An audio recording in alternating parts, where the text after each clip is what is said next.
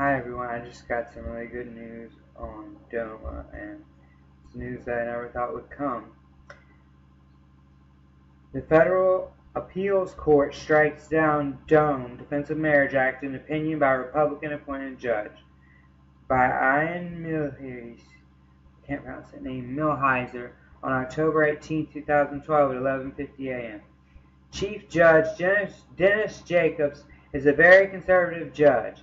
He joined a court decision effectively declaring corporations immune to international human rights laws, even when they trade or exploit slaves, employ mercenary armies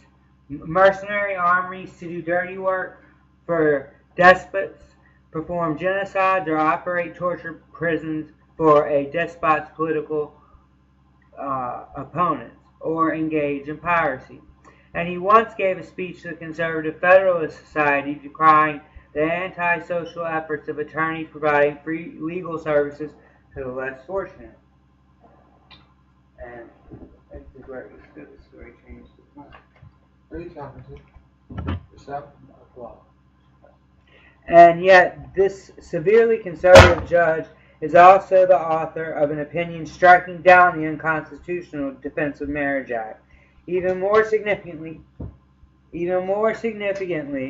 Chief Judge Jacobs' opinion concludes that any law which discriminates against gay men and lesbians should be treated very skeptically under our Constitution. We conclude that the review of Section 3 of DOMA requires heightened scrutiny. The Supreme Court uses certain factors to decide whether a new classification qualifies as a quasi-suspect case. They include A, whether the class has been historically subjected to discrimination, B, whether the class has a defining characteristic that frequently bears A, a relationship to the ability to perform or contribute to society, and C, whether the class exhibits obvious, immutable, or distinguishable characteristics that define them as a distinct group, and D, whether the class is a minority or politically powerless.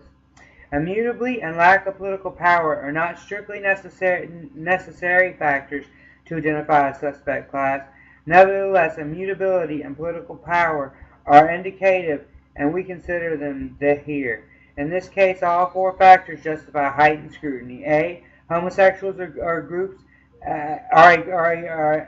a group have historically endured persecution and discrimination. B, homosexuals have no relations to aptitude or ability to contribute to society. C, homosexuals are a discernible group with non-obvious distinguishable characteristics, especially in the subset of those who enter same-sex marriages. And D, the class remains a politically weakened minority. This is a really big deal. Jacobs is not simply saying that DOMA imposes unique and unconstitutional burdens on gay couples. He is saying that any attempt by government to discriminate against gay people must have an exceedingly persuasive justification. That is the same very skeptical standard afforded to laws that discriminated against women. If Jacobs' reasoning is adopted by the Supreme Court, it will be a sweeping victory for gay rights, likely causing state discrimination on the basis of sexual orientation to be virtually eliminated. And the fact that the decision came from such a conservative judge makes it all more likely that DOMA will ultimately be struck down by the Supreme Court. One unfortunate caveat is necessary. Judge Chester Straub, a Clinton appointee, dissented.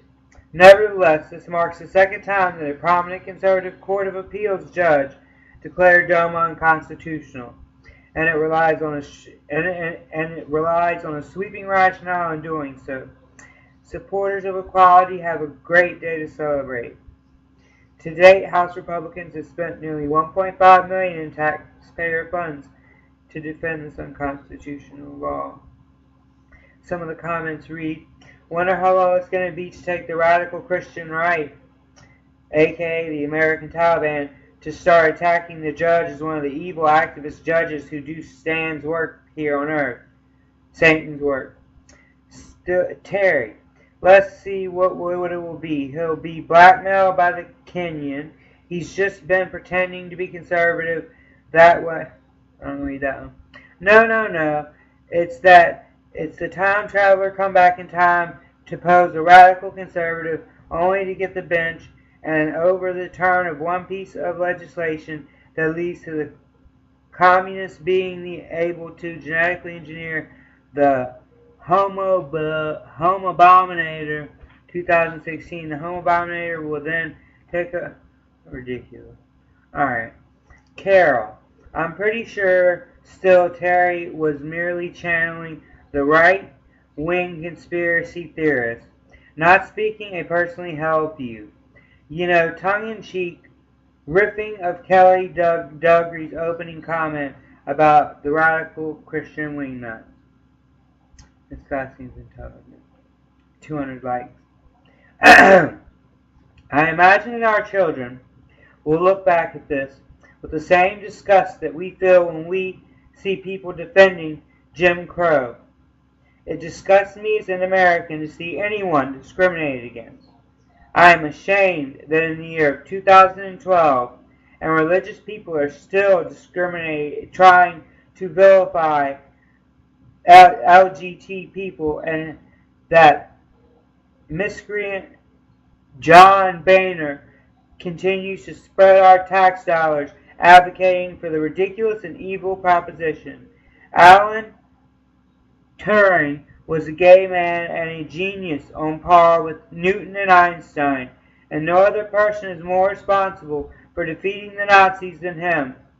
His genius saved hundreds of thousands of lives, and the evil religious people thanked him for his service by arresting him and trying him in a court for being homosexual. What a day it will be when we can embrace all members of our society as an equal member of our society. That day is nearly at hand. Amen. I hope you're right, Tom. But and